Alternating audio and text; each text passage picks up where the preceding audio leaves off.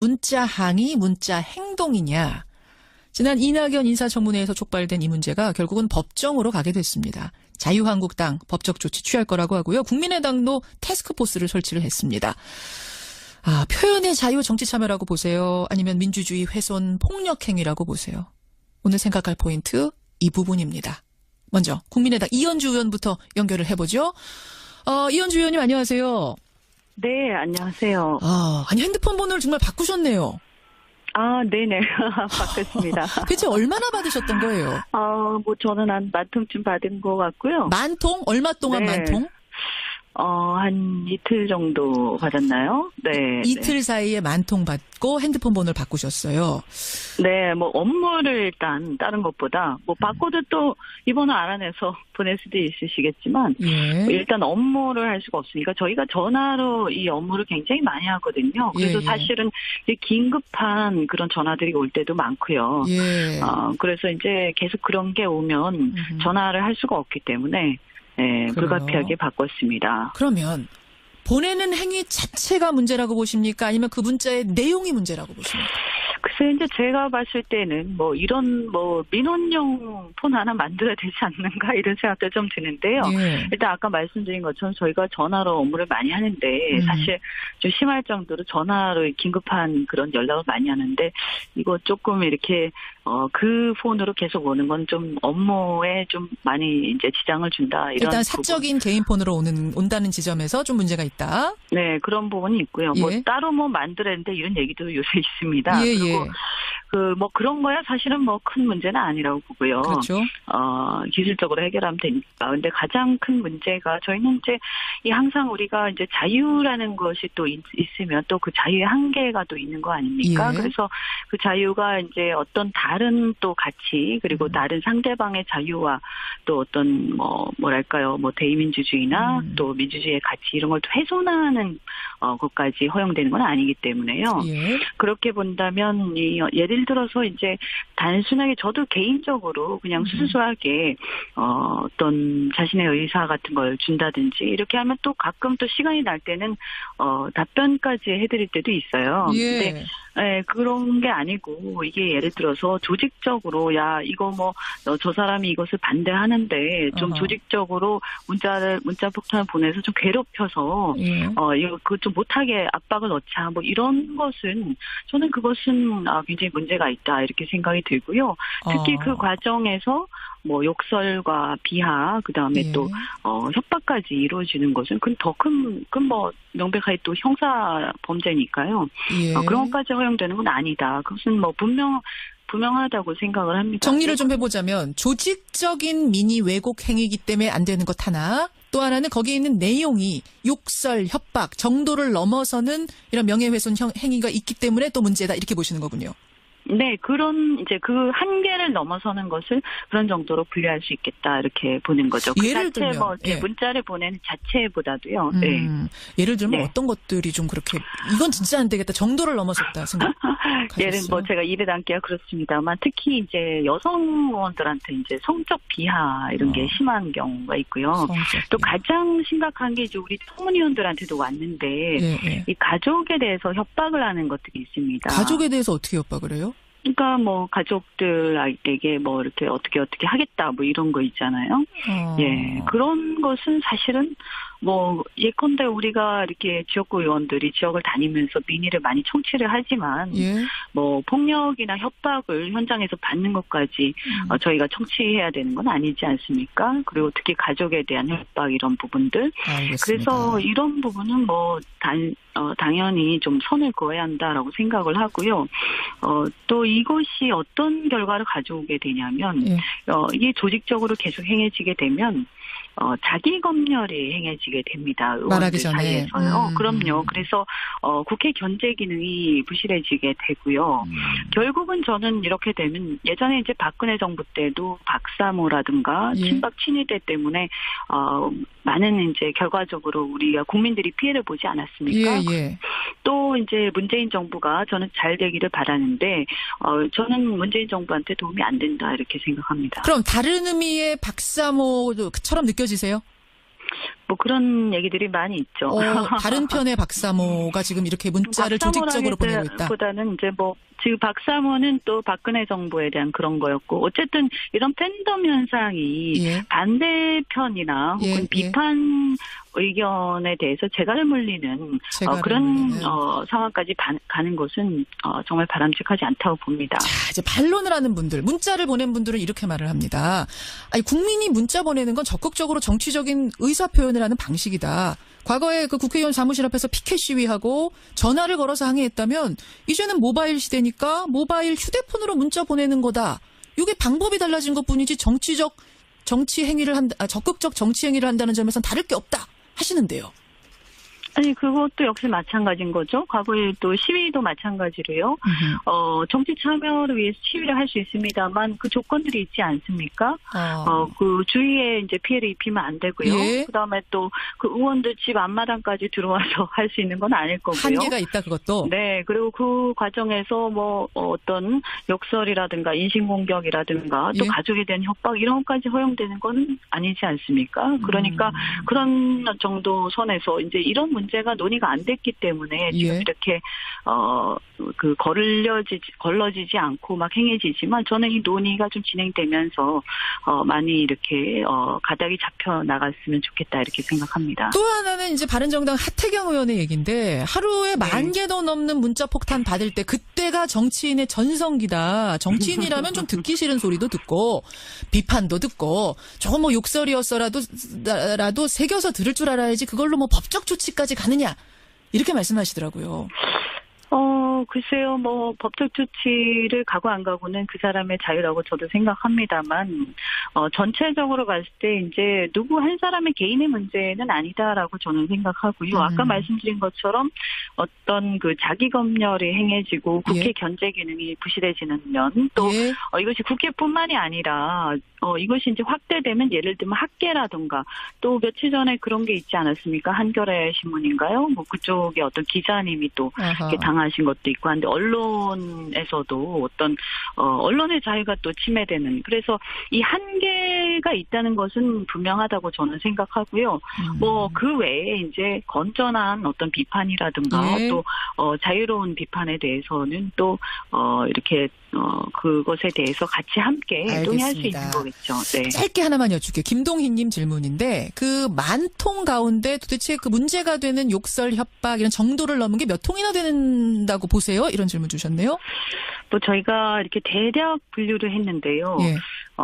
솔직히 극히 일부만 정상적인 그 반대 의견이나 어떤 정상이 극히 일부. 네, 그리고 이제 이 욕설의 정도는 조금씩 다릅니다만, 예. 뭐 예를 들면 이런 거죠. 빨리 통과시켜라, 뭐 이 XX야, 뭐 이런 거 그런 거는 이제 약과고요.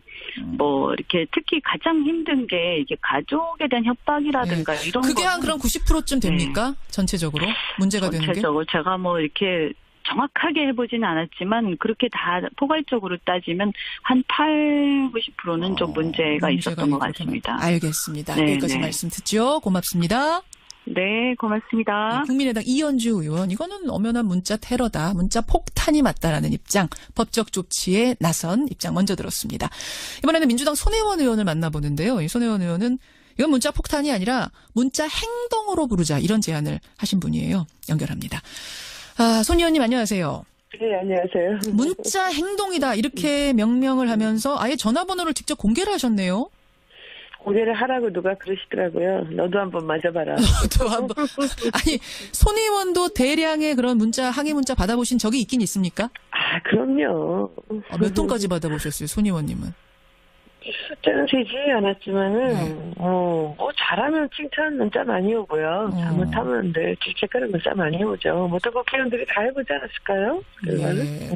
근데 이제 앞에서 이현주 의원 말씀은 그거예요. 이게 그 뭐 정상적인 항의 문자라면은 정도를 넘어서지 않는 항의 문자라면은 받고 가끔은 답도 해드리지만 지금은 조직적으로 민의를 왜곡해 보려고 달려들어서 이게 뭔가 하는 조직적인 문자고 그게 하나 문제고 또 하나는 정도를 넘어서는 협박, 욕설, 명예훼손적인 표현이 가득 담긴 문자다. 그렇기 때문에 문제라는 지적을 하시는데 어떻게 보세요?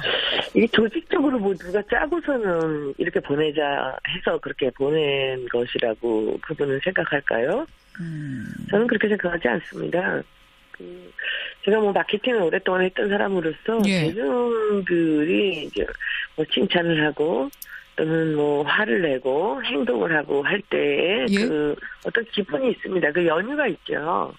연유? 저 같으면은 뭐 연주뿐만 아니라 좀 여러분들이 그 문자들이 한꺼번에 밀려서 들어올 때 이렇게 항의를 하기도 하고 예, 예. 또 어떤 분들은 또 뭐 당연히 같이 받았지만 또 얘기하지 않고 그것을 감내하는 분도 계시고 그렇죠. 근데 우리 정치하는 사람이라면은 제가 보기엔 그 이유를 생각해야 돼요. 왜 나한테 이 시기에 이렇게 한꺼번에 문자가 몰려올까? 어허. 그거 생각을 해봐야죠. 그러니까 먼저 반성해야 된다 이 말씀이세요. 당연하죠. 이거 하나하나 내용 하나하나가 왜 이래가 아니라 반성부터 해야 된다. 그렇죠. 나한테 이렇게 문자가 몰리는 이유가 뭘까? 예. 이걸 먼저 생각을 해야 됩니다. 그 이유를 생각한다면 그 예. 안에 칭찬도 있고 욕도 있고 뭐 좀 심한 말도 있고 협박도 있고 이렇게 하겠지만은 왜 이 시간에 그 나한테 이렇게 문자가 몰리는가를 생각을 해보고 그 이유에 대해서 본인이 반성을 해봐야죠. 그리고 나서도 그것이 납득이 되지 않고 너무 분하게만 하고 한다 그런 생각을 하고 있다는 것은 예. 제가 보기엔 자기 성찰이 좀 부족한 게 아닌가라는 생각을 합니다. 근데 이제 항의의 방법도 여러 가지가 있는데 가족을 굳이 협박하고 골라서 그것은 그런 문자들은 골라서 법적 조치를 하든지 해야죠. 그러나 한 시기에 몰려서 예. 한 정치인을 질책하는 그런 문자들에서 단체를 한꺼번에 싸서 그것을 본인이 폭탄으로 규정을 하고 그것이 잘못됐다고 그렇게 노출을 해서 이야기하는 것은 저는 그렇게 정치인으로서 할 만한 그런 일은 저는 아니라고 생각합니다. 일단 조직적이 아니라는 조직적 아니죠. 지금 전제를 두시는 거고요. 그럼요. 또 한 가지는 네네. 이게 이제 개인 폰이다. 네, 사적인 개인 폰이고 이걸로 업무를 봐야 되는데 여기로 쏟아지다 보니까 뭐 사무실이나 홈페이지 같은 공식 루트가 아니라 개인 폰으로 쏟아지다 보니까 그게 뭐 이틀 새 만통이 돼버리면 아무 일도 할 수가 없다. 국회의원은 대의기관으로서 나를 뽑아준 사람들을 생각해서라도 뭔가 일을 해야 되는데 일을 할 수 없는 지경에 이르른다면 이거 문제 아니냐. 그분은 휴대폰으로 일하나요? 아까 일을 많이 하신다고 그냥 꺼놓고 다른 일 하시면 되죠. 무시해라. 저는 그런 일 당할 때요. 저도 그런 일 당해봤어요. 예, 예. 저는 그냥 전화 끄고 꺼놓고 그리고 TV 보지 않고 그냥 책 보거나 글 쓰거나 그랬어요. 예, 예. 근데 저는 이거 읽어보셔야죠. 그걸 왜 쳐다보면서 그렇게 본인이 스트레스를 받죠? 아니. 한 시기에 몰리는 그런 좀 질책이 강한 그런 문자들이 있을 때는. 예, 예. 저는 여러 가지로 이해가 안 돼요. 뭐, 어떻게 국민들하고 같이 정치인들이 비밀을 표출하는 방법에 있어서 뭔가 잘못되는 그런 방법도 있고, 그 표현에 있어서의 뭔가 문제가 있을 수는 있지만, 예? 뭐 하나하나씩 들여다보면서 뭐 일을 못하겠다라고 얘기하는 건 알겠습니다. 조금 치기가 어린 것 같다는 생각이 듭니다. 치기 어린 것 같다. 그러니까 일단은 꺼놓고 대충 흐름만 보고 반성할 거면 반성해야지 하나하나 내용까지 보지 말아라. 지금 이런 해법을 주신 거예요. 그리고 뭐 본인이 율사고 그러시니까 거기서 뭐 가족에 대한 협박이라든지 도에 지나치는 거 있으면 그거 그냥 소송하면 돼요. 그럼 법적 조치에 대해서는 손 의원님은 그런 문자의 법적 조치에 대해서는 동의하세요? 제가 말씀을 하나 드릴게요. 저는 어떤 특정 사이트에서 거짓으로 사실이 아닌 얘기를 갖고 뭐 이상한 얘기를 꾸며내고 해서 입에 이로 담을 수 없는 아마 이현주 의원은 그 정도 문제를 받지 않았을 겁니다. 이거는 뭐 문자는 아니지만 입에 담을 수 없는 그런 내용들을 퍼뜨렸어요. 일베 사이트 말씀하시는 거예요? 네네. 예. 제가 한 130명 소송했습니다. 지금 소송 중입니다. 법적 조치 취하셨군요. 예. 그럼요. 그냥 조용히 제가 할 일을 하면 되는 겁니다. 예. 좋은 저한테 칭찬을 하거나 폰을 보내주시는 분들한테는 다 고맙다고 하면 되는 거고요. 도저히 제가 견딜 수 없는 것들은 그냥 조용히 법적 조치하면 됩니다. 알겠습니다. 그럼 무슨 그것을 공론화시키고서는 얘기를 할 상황이 아니죠. 그 당 입장에서 지지율도 그렇고 여러 가지 그 당에 대해서 예. 국민들이 화가 난 게 있다면 먼저 반성을 하고 문제가 있는 것은 조용히 법적 조치하면 되는 겁니다. 근데 아까 마녀통 중에 한 80%가 그렇대요. 그러면 그거 80%라도 그냥 조용히 다 법적 조치 취하면 된다고 보세요? 저는 그렇게 생각하지 않습니다. 80통이 제가 한 법적 조치 같은 그런 수준이라고는 예. 자기 번호를 공개하면서 그렇게 했을 거라고는 생각하지 않고요. 물론 욕은 있고 하겠지만 그렇게 많은 사람들이 그렇게 얘기할 때는 예. 그건 더 심각한 거죠. 알겠습니다. 그렇죠? 한 가지만 더 여쭙게요. 아까 이현주 의원은 자꾸 이러다 보면은 국회의원들이 자기 검열을 한다. 입에 재갈을 물리는 거기 때문에 이 부분에서 더 위험하다? 이건 어떻게 보십니까? 자기 검열해야죠. 선거 끝난 지 1년밖에 안 됐는데 앞으로 3년 있으니까 예. 국회의원들이 너무 편하게 이 민의를 무시하고 갈 수도 있는 겁니다. 오히려 자기 검열해라. 네네. 사람들이 이렇게 일어나서 이런 이제 행동을 할 때 물론 저도 거기에 문제가 없다고 생각하지는 않습니다. 그러나 뭔가 이분이 하신 어떤 이야기나 행동이 사람들을 화나게 했다면 일단은 반성을 하고 그리고 나서 그 다음 행동을 해야 되는 게 저는 맞다고 생각합니다. 알겠습니다. 과연 문자 폭탄, 문자 테러냐 아니면 문자 항의, 문자 행동이냐. 이게 워낙 극명하게 갈려서요. 국회의원들 같은 국회의원이신데도 이렇게 의견이 갈려서 우리 국민들께서 양쪽 의견을 좀 들어보실 필요가 있겠다 싶어 오늘 마련한 자리였습니다. 손혜원 의원님 고맙습니다. 네, 고맙습니다. 예, 더불어민주당 손혜원 의원까지. 미니 왜곡 행위이기 때문에 안 되는 것 하나. 또 하나는 거기에 있는 내용이 욕설, 협박, 정도를 넘어서는 이런 명예훼손 행위가 있기 때문에 또 문제다. 이렇게 보시는 거군요. 네, 그런 이제 그 한계를 넘어서는 것을 그런 정도로 분류할 수 있겠다 이렇게 보는 거죠. 그 예를 자체 들면 뭐 문자를 보내는 자체보다도요. 네. 예를 들면 네. 어떤 것들이 좀 그렇게 이건 진짜 안 되겠다. 정도를 넘어섰다 생각하셨어요? 예를 뭐 제가 입에 담기가 그렇습니다만 특히 이제 여성 의원들한테 이제 성적 비하 이런 게 심한 경우가 있고요. 또 가장 심각한 게 이제 우리 청문위원들한테도 왔는데 이 가족에 대해서 협박을 하는 것들이 있습니다. 가족에 대해서 어떻게 협박을 해요? 그러니까 뭐 가족들에게 뭐 이렇게 어떻게 하겠다 뭐 이런 거 있잖아요. 예, 그런 것은 사실은 뭐 예컨대 우리가 이렇게 지역구 의원들이 지역을 다니면서 민의를 많이 청취를 하지만 뭐 폭력이나 협박을 현장에서 받는 것까지 저희가 청취해야 되는 건 아니지 않습니까? 그리고 특히 가족에 대해도 많고요. 그래서 이제 계속 그런 게 오면 전화를 할 수가 없기 때문에. 네, 불가피하게 바꿨습니다. 그러면 보내는 행위 자체가 문제라고 보십니까? 아니면 그 문자의 내용이 문제라고 보십니까? 글쎄 이제 제가 봤을 때는 뭐 이런 뭐 민원용 폰 하나 만들어야 되지 않는가 이런 생각도 좀 드는데요. 일단 아까 말씀드린 것처럼 저희가 전화로 업무를 많이 하는데 사실 좀 심할 정도로 전화로 긴급한 그런 연락을 많이 하는데 이거 조금 이렇게 그 폰으로 계속 오는 건 좀 업무에 좀 많이 이제 지장을 준다. 이런 일단 사적인 개인 폰으로 온다는 지점에서 좀 문제가 있다. 네, 그런 부분이 있고요. 뭐 따로 뭐 만들었는데 이런 얘기도 요새 있습니다. 그리고 뭐 그런 거야 사실은 뭐 큰 문제는 아니라고 보고요. 그렇죠.